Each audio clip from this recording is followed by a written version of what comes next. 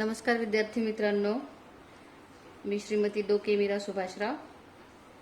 इयत्ता 12वीच्या लाईव्ह क्लासेससाठी आपण जे प्रयोजन केलं होतं त्यातला हा माझा 5वा तास आहे. पहिल्या चार तासिका आपण यूट्यूबद्वारे पाहिल्या होत्या. आता काही तांत्रिक अडचणींमुळे आम्ही हे व्हिडिओज आमच्या घरी बनवून तुमच्यापर्यंत पोहोचवण्याचा प्रयत्न करत आहोत. स्टेनोग्राफी विषय शिकण्यासाठी आपल्याला माहितीच आहे की अत्यंत सरावाची गरज असते. दररोज सराव करणे हा एकमेव उपाय स्टेनोग्राफीसाठी उपयुक्त आहे. आपल्याला सिलेबससाठी जे नोटबुक दिलेली आहे ती ही आहे, पिटमन शॉर्ट हँड इन्स्ट्रक्टर अँड की. यामध्ये तुम्हाला मागच्या वर्षी आपण 12 चॅप्टर शिकवले होते. त्या 12 चॅप्टरमध्ये पहिला जो चॅप्टर होता तो आहे the consonants, vowels. Number 3 intervening vowels and positions, grammalogues and punctuation marks. चौथा चॅप्टर होता alternative signs for R and H. 5वा होता डिफ्थॉंग्स, ॲब्रिव्हिएटेड व फ्रेजिओग्राफी आणि tick the, circle S and Z, left and right motions. त्यानंतर 7वा chapter होता strokes S and Z, large circles, SWSS किंवा SZ, ST and STR loop. नंतर initial hooks to straight strokes and curves. त्यानंतर होता alternative forms for FR, VR et cetera, intervening vowels. त्यानंतर 10वा chapter होता 13वा चॅप्टर होता सर्कल और लूप प्रिसिडिंग इनिशियल हुक. 14वा चॅप्टर आहे N अँड F हुक्स. 15वा चॅप्टर आहे circles and loops to final hooks. एवढा सिलेबस आपल्याला 11वीला झालेला आहे. त्यानंतरचे 9 चॅप्टर्स आपल्याला इयत्ता 12वीमध्ये पाहायचे आहेत. आता हे जे चॅप्टर्स आहेत या चॅप्टर्सची यादी तुम्ही तुमच्या नोटबुकमध्ये करून घ्या. द कॉन्सोनंट्स या चॅप्टर पासून ते सफिक्स अँड टर्मिनेशन्स या चॅप्टर पर्यंत आपल्याला स्टेनोग्राफी शिकायचं आहे. काही प्रमाणात कॉन्ट्रॅक्शन्स आणि फिगर्स या सुद्धा आपल्याला शिकवायच्या आहेत, जेणेकरून 12वीच्या एक्झाममध्ये डिक्टेशनमध्ये जर काही अंक आले तर ते तुम्हाला काढता यावेत याकरिता. आता पहिल्या 4 लेक्चर्समध्ये आपण द कॉन्सोनंट्स आणि 2 नंबरचा चॅप्टर द वॉवेल्स हा पाहिला होता. आपण हा शिकलो होतो. तर द कॉन्सोनंट्स या चॅप्टरमध्ये आपण फॉर्म्स ऑफ कॉन्सोनंट्स हे शिकलोत. त्यानंतर कॉन्सोनंट्सच्या डायरेक्शन, कॉन्सोनंट्स कसे लिहायचे आणि त्याचा सराव कसा करायचा हे आपण परत एकदा पाहिलं होतं. जे आपण 11वीला शिकलो होतो ते आपण परत यावर्षी रिव्हिजनचे जे आपले तास सुरू आहेत सध्या त्यामध्ये पाहत आहोत. तर काही विद्यार्थ्यांकडे जर मागच्या वर्षीची नोटबुक अवेलेबल नसेल तर त्यांनी हा टेबल ऑफ कॉन्सोनंट्स पुस्तकामध्ये दिलेला आहे तुम्हाला. द टेबल ऑफ कॉन्सोनंट्स हे 26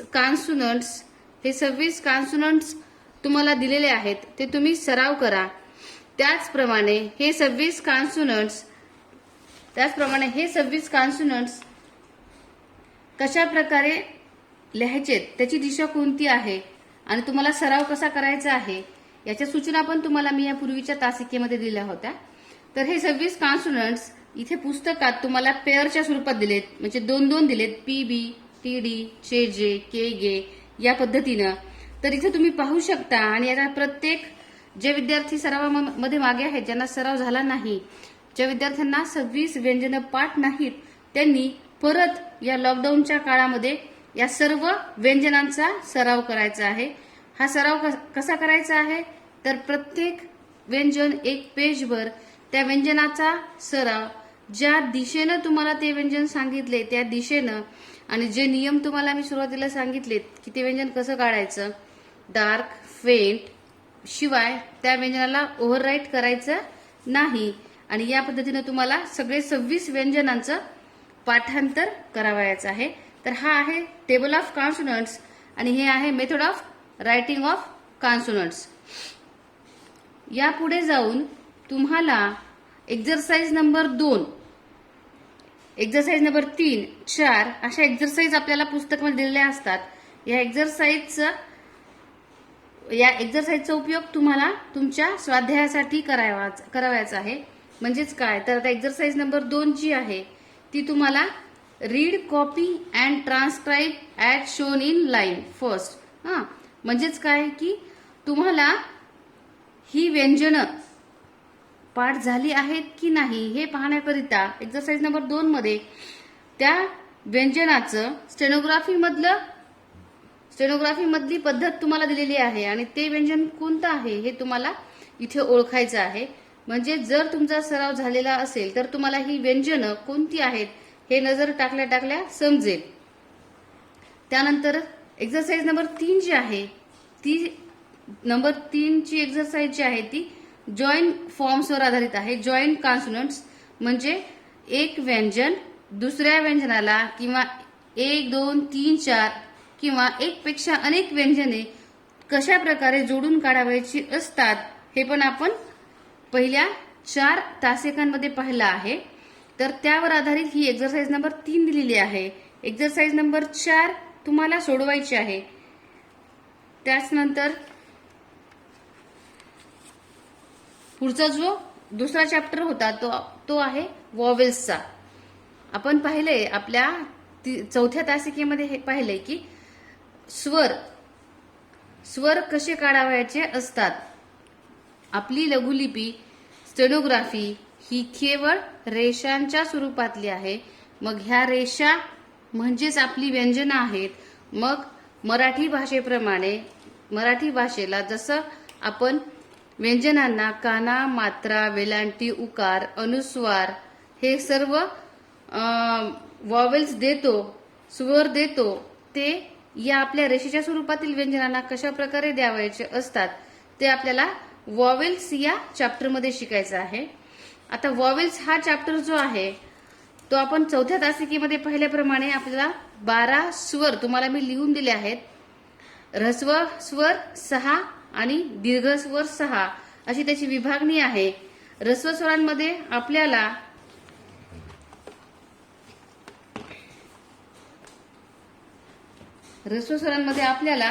एक वाक्य दिलं होतं मी. ते वाक्य होतं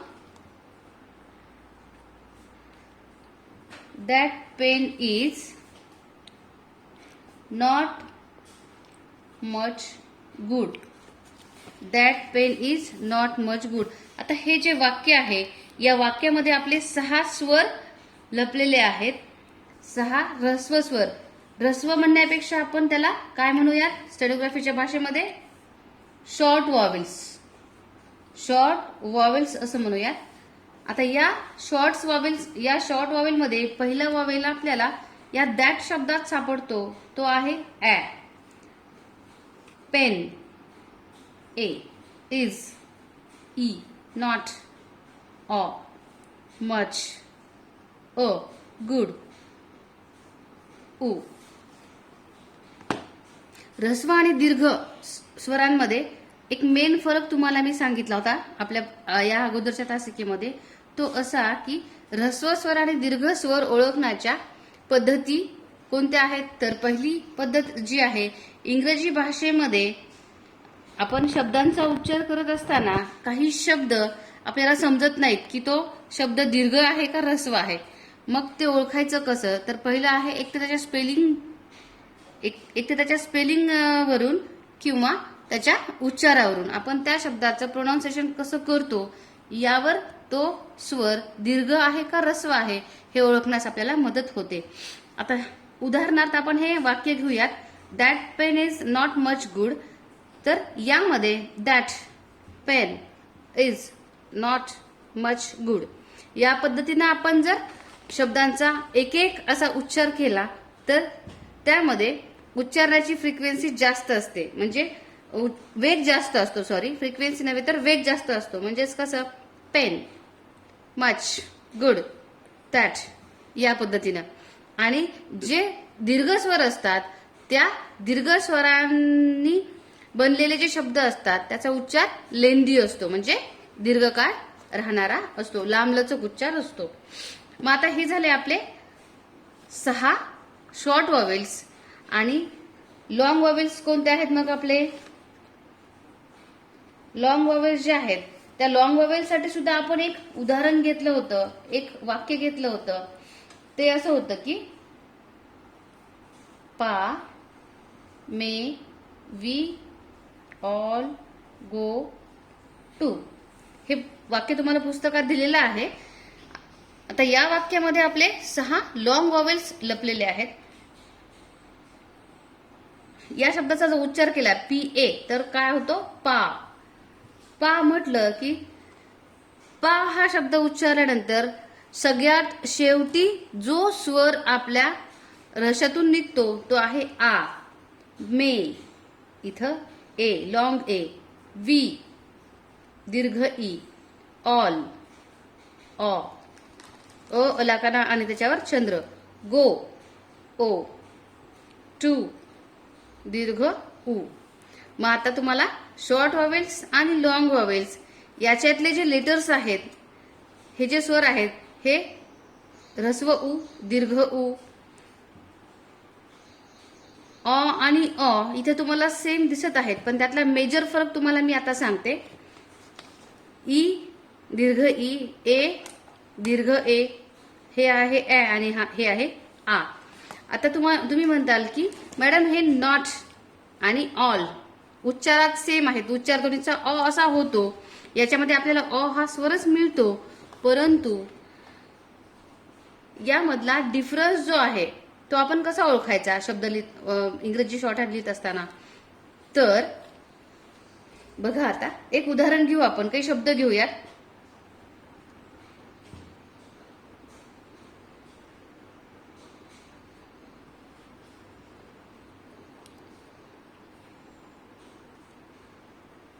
बघा, आता हे 4 शब्द आहेत. या शब्दांचे उच्चार जर केले तर याचा शब्द उच्चार होतो पोल, याचा होता पॉल. हे आहे पॉट, हे पण आहे पॉट. आता ह्या PAUGHT या शब्दाचा उच्चार पॉट असा होतो. POT या शब्दाचा उच्चारही पॉट असाच होतो, परंतु इंग्रजीमध्ये या दोन्ही शब्दांचे अर्थ वेगळे आहेत. उच्चारण्याची पद्धतही थोडी वेगळी आहे, जे आपल्याला कळत नकळत लक्षात येते. आता PAUGHT या शब्दाचा उच्चार आपण पॉट असा करायला पाहिजे आणि POT या शब्दाचा उच्चार आपण पॉट असा फास्ट करायला पाहिजे. त्यावरूनच आपल्याला ऱ्हस्व आणि दीर्घ यामधला फरक लक्षात येतो. पुढे जाऊन या 12 स्वरांचा उपयोग आपण पाहिला होता. आता या 12 स्वरांना कसं अप्लाय करायचं? आता आपल्या ज्या लघुलेखनामधल्या, इंग्रजी लघुलेखनामधल्या ज्या व्यंजनांच्या रेषा आहेत, व्यंजनांच्या रेषा म्हणजे कोणत्या? तर P, B, T, D, J, K, G, F, V, It, D, S, C, Ish, G, M, N, Ing, L, R, रे, वे, ये, डाऊनवर्ड ह, अपवर्ड ह आणि the last word is MPMB. हे आपले 26 व्यंजन आहेत. हे सरळ सरळ रेषेच्या स्वरूपात तुम्हाला दिसतात. मग तुम्ही म्हणताल की मॅडम ह्याला आपण कानामात्रा वेलांटी कसं द्यायचं? तर या कानामात्रा वेलांटीसाठीच आपल्याला हे 12 स्वर आपल्याला दिलेले आहेत लघुलेखनामध्ये. कोणते आहेत ते स्वर? दीर्घ स्वर आहेत आ, ए, ई, अ, ओ, उ आणि ऱ्हस्व स्वर आहेत ए, ई, अ, उ. आता या स्वरांचा आपण एक टेबल बनवूया. हे जे 12 स्वर दिलेले आहेत ते 12 स्वर आपण एका टेबलच्या माध्यमातून शिकूयात. इथे लिहूयात आपण लॉंग व्हॉवेल्स, इथे लिहूयात आपण शॉर्ट व्हॉवेल्स, तर लॉंग व्हॉवेल्स मध्ये आपल्याला व्यंजनांची विभागणी कशी करायची आहे, तर पहिला आहे व्हॉवेल आ, दुसरा आहे ए, तिसरा आहे ई, आ ए ई, अनदर वन इज ओ, ओ आणि उ. हे झाले आपले 6 लॉंग व्हॉवेल्स. त्यानंतर ए, ई, अ, उ हे आहेत आपले शॉर्ट व्हॉवेल्स म्हणजेच ऱ्हस्व स्वर. हे आहेत दीर्घ स्वर, हे आहेत ऱ्हस्व स्वर. ठीक आहे. मग आता तुम्ही म्हणाल की मॅडम ह्या रेषांना, हे जे आपले व्यंजन आहेत P B T D CH जे के गे एफ व्ही इथ दी एस जी इश झी एम एन इंग एल आर रे बे ये डाऊनवर्ड ह अपवर्ड ह अँड एमपीएमबी, या सर्व व्यंजनांना हे स्वर कसे अप्लाय करायचे, तर या 12 स्वरांकरिता आपल्या शॉर्ट हँडमध्ये डॉट आणि डॅश, 12 स्वरांसाठी हा dot, this is dot. Dot दिसतोय का तुम्हाला? हा आहे डॉट आणि ही आहे डॅश. या 2 संकेत चिन्हांचा उपयोग शॉर्ट हँडमध्ये स्वरांच्या खुणा दर्शवण्यासाठी केलेला आहे. डॉट डॅश, यामध्ये हा डॉट तुम्हाला अगदी ठळक दिसतोय, डार्क दिसतोय. ही डॅश पण ठळक किंवा डार्क दिसतेय. दुसरा एक डॉट आपल्याकडे आहे, तो आहे हा आणि ही डॅश, म्हणजे हा आहे फेंट डॉट आणि फेंट डॅश. फक्त हे 2 सिम्बॉल जे आहेत, हे जे 2 चिन्ह आहेत, डॉट आणि डॅश, ही डॉट आणि ही डॅश, या चिन्हांचा उपयोग तुम्हाला हे स्वर दर्शवण्यासाठी करायचा आहे. मग फक्त 2 सिम्बॉल, एक डॉट आणि एक डॅश, याद्वारेच तुम्हाला स्वर कसे दर्शवता येतात हे आपल्याला आता पाहायचंय. तर हे आपल्याला पाहायचंय. तर यामध्ये ही समजा तुम्हाला उदाहरण देते मी आता एक. हे टिंब आणि ही डॅश या व्यंजनांना अप्लाय करत असताना तुम्हाला अजून एक गोष्ट लक्षात घ्यायची आहे, ती म्हणजे आपले हे जे व्यंजन आहेत आपण ज्या पद्धतीनं इथं काढलेत, आपण मागच्या वर्षी सराव केला, हे तुम्हाला लक्षात असेलच. तर या सर्व व्यंजनांना 2 साइड असतात. पहिली साइड असते आफ्टर साइड, दुसरी साइड असते बिफोर साइड. ही सुद्धा तुम्हाला मी आपल्या 4थ्या तासिकेमध्ये सांगितलेलं आहे. या सर्व व्यंजनांना आफ्टर बिफोर साइड आहे.